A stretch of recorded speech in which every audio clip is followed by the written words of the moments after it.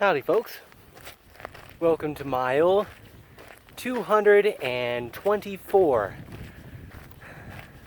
of the Pacific Crest Trail. I haven't posted any videos in a while. We rather got stuck in a town called Idyllwild.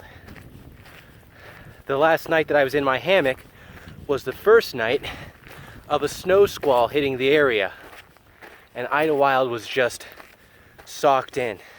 There's probably 100 thru hikers there, all waiting to get out into the mountains. So we stayed there for 5 days, believe it or not, which is an eternity in trail time, and an eternity if you're sitting in a small cabin with nothing to do. Watched a couple movies though. And now we're back out on trail. We ended up skipping the rest of the San Jacintos, specifically because they were blanketed in snow, and neither me nor Pops have equipment for that. We would have had to spend probably $1,000 in that town to outfit ourselves for high alpine mountaineering. And then once we got to here, 12 miles down the trail or so, we would have had to send it all home. It's unheard of for them to get rain or snow this time of year. People in town say that Mother's Day is the absolute last day for snow in that area, and they were just amazed. I heard everything, estimates from 14 inches to 22 inches of fresh powder on the summit of San Jacinto while we were there. And that's not terribly far from where we had camped that night when I got blown out of my hammock. So I'm glad we avoided that. Right now, we find ourselves in desert again. Strange to think that we left the mountains because of the snow, and now we're in 95-degree temperatures with sand all around and cactuses. Here, look at that. That's a blossoming cactus right there.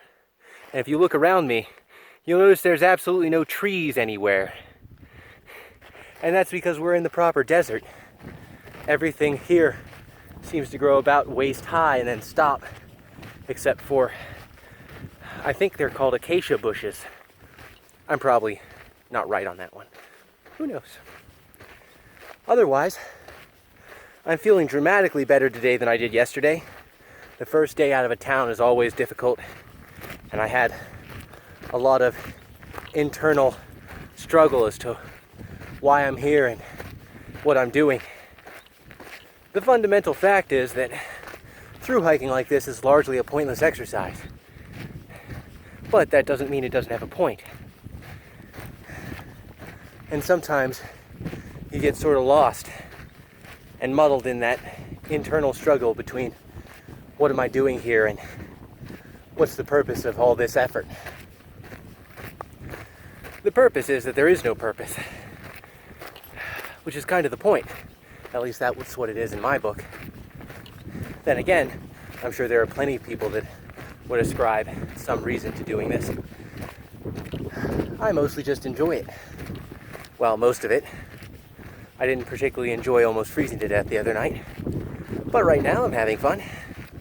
We just slept by, I believe, Whitewater Creek maybe. Massive river that in this heat has shrunk down to the size of a deep, fast-flowing stream. And we camped right on the edge of it. Wonderful water, very cool and clear. It made for an excellent night's sleep. And a tiny bit of condensation this morning, which thankfully with this hot sun had all baked out of our equipment before we even broke camp for the day. The moment the sun peeked up over the mountains that are surrounding us now, it was like getting hit with a battering ram of heat. And I don't think it's going to stop for most of the day. Let's see what else. I managed to replace the equipment I lost in the storm in Idyllwild. Specifically, I lost 2 tent stakes as my tarp ripped itself out of the ground and tried to blow away on me. I've hopefully fixed that. I've added some thicker lines, some tarp tensioners, and I've got bigger, stronger tent stakes. It hopefully won't rip out on me in the wind. I've also replaced my foam mat. I had a great deal of difficulty finding a rolling foam mat in the town of Idlewild. And we went to every store they had, pretty much, including the hardware stores. But ironically, I found myself a rolling foam yoga mat. I know what you're saying. Yoga mats aren't foam. And under the vast majority of circumstances, they aren't. They're more of a thin rubber that grips your hands and feet and keeps you from falling over while you're, I don't know, doing downward dog or whatever yoga pose you happen to be doing at the moment. This one, however, is, I'm 100% positive, made out of a thin EVA foam. It's definitely closed cell. It's definitely insulative. It's only about 1/8 of an inch thick, but folded in half, it should be plenty to keep my shoulders warm in my hammock.